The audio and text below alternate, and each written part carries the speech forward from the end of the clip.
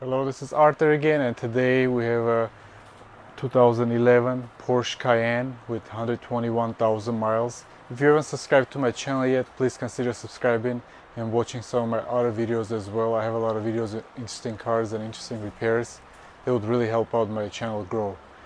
As far as the car goes, it is here because it is making a lot of squealing noise and also has a rough idle, as the owner described. And when I checked the car, what I found is a ruptured PCV valve, which is fairly common on a lot of cars.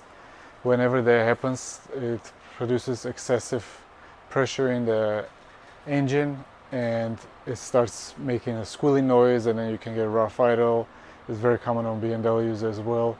And the unfortunate part is that this car's PCV valve is located under the valve cover, just like a lot of other cars.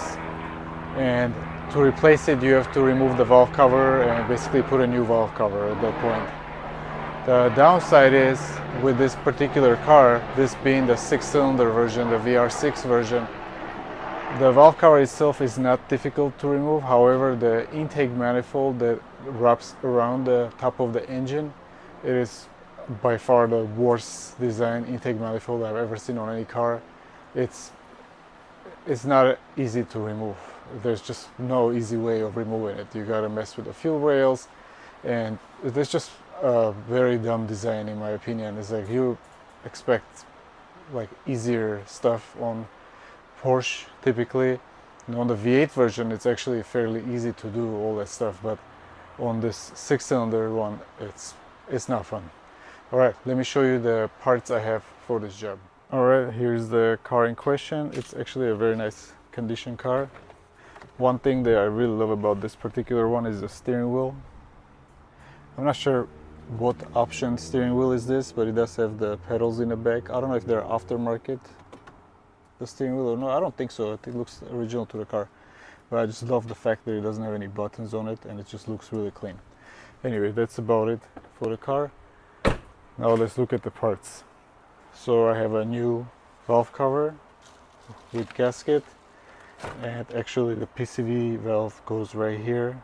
It's secured with this 5 Phillips screws. However, at this point, once the valve cover is off, it's good to put a new one, since it's plastic and sometimes they deform and they can leak, and we're not messing around. We're gonna put a new one. And this car has higher miles, so it's the best to do that. I do have a new oil filter. I'm gonna do oil change as well, as is due. New drain plug, new intake manifold gasket. We did decide to do spark plugs and coils as well, as the car does have some kind of misfire codes. It is most likely because of the PCV valve, but it could have some bad coils or spark plugs, and while they're gonna be out, it is a good time to replace them. It's not gonna be much more really, it's just gonna be the parts cost at this point, so it is worth doing it. Alright, let me show you under the hood. Alright, here's our engine. As you can see, the valve cover is right here, but it is getting blocked by this huge intake manifold that wraps around the block from both sides, the head from both sides. And to be able to pull it off, you gotta remove all this plastic, the intake tube, master flow sensor, coolant hoses you have to disconnect, fuel line you have to disconnect. There are some PCV hoses under there that are difficult to disconnect as well.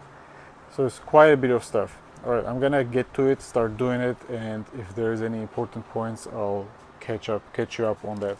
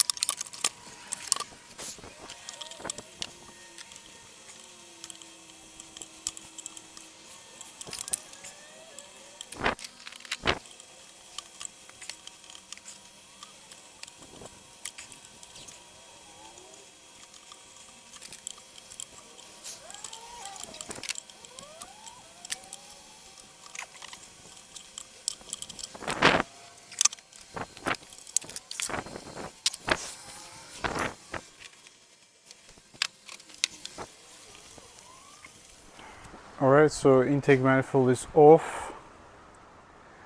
It's definitely looking a lot better. Now stuff is more accessible. It is kind of tight when you get to stuff. This line is the one that is problematic to get off. It's for a fuel pressure line, fuel line that connects to the fuel rail. I used the 18 millimeter open range to be able to get it off. It is a 17, but you can slide an 18 on it and it gives you a little bit more room to move it around. Once you take this T25 off, this can slide to the side and down from under the intake manifold.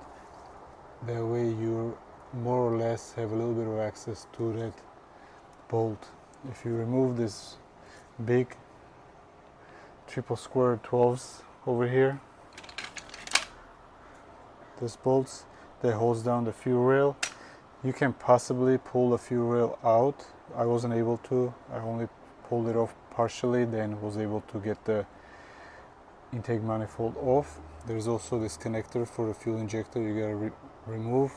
This one gives you a little bit more room. This fuel injector connector gives you a little bit more room. I did pull the dipstick out because it was in the way. There's a couple of things, you know, you gotta look at it. It's kind of hard to say, but this one is the one that is difficult to pull out. There's also a line here that you have to pull out. This one over here is leaking, looks like. There's a O-ring there. I'm gonna take it off, see what I can do about it, if I can do anything about it this time. And as far as the intake manifold itself goes, here's the fuel rail that comes out. This is held by 3 T20s, I believe. Throttle body comes off, as well as the intake tube with one connector. And then the intake manifold itself has 1, 2, 3, 4 T30s. You need a long, thin T30 to be able to reach the bolts, to be able to undo them. There's 1, 2, 3, and then one on the side, on this way. And then from this side, this is towards the back of the engine on the passenger side, you do have one triple square 12, and then another triple square on this side as well. It's not too bad once you have the coolant lines to the side, but it is unnecessarily complicated. They could have, I don't know why they didn't do the intake manifold like 2-piece, and like on some of the Lexuses, 6-cylinder, straight 6 Lexuses, the 2JZ, you have an intake manifold that is just connects to the other piece, and then you can access the valve covers. It's a really dumb design. Anyway, now let's go on and remove the valve cover.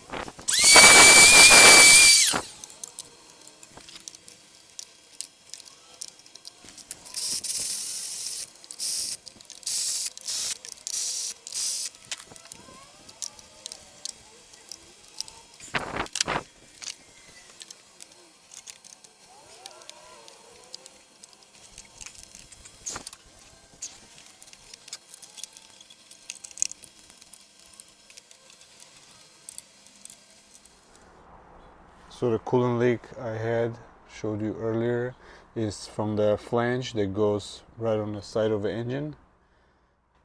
It is this one, and there is a gasket, but also there is a plastic piece that breaks off inside. Let me see if I can focus. There you go, it's a little piece like this. I was able to get a new one for Audi Q7, and it's the same one. It is sold separately, the seal and this flange. So I'm gonna clean up the area and go ahead and put this on.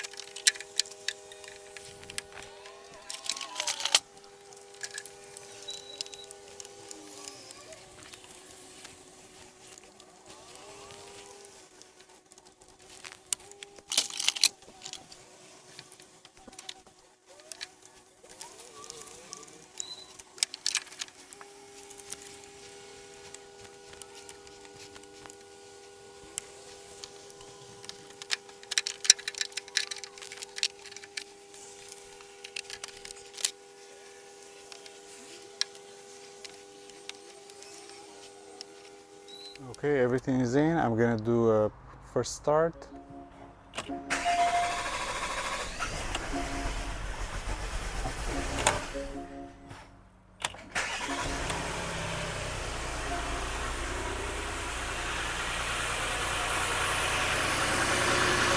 Gotta look for fuel leaks, make sure there's no leak.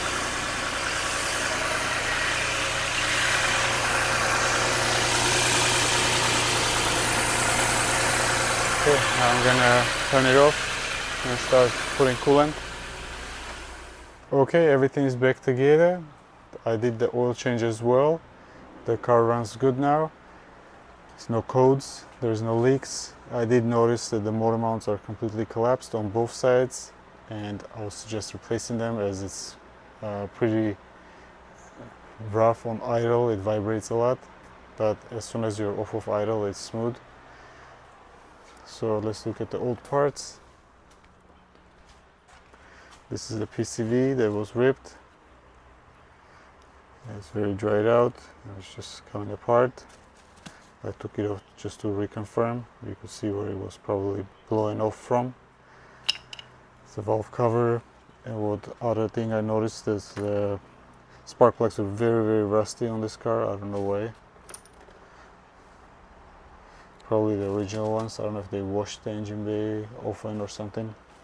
And this was the flange on the passenger side of the engine that was leaking. It got replaced with the new OEM one as well.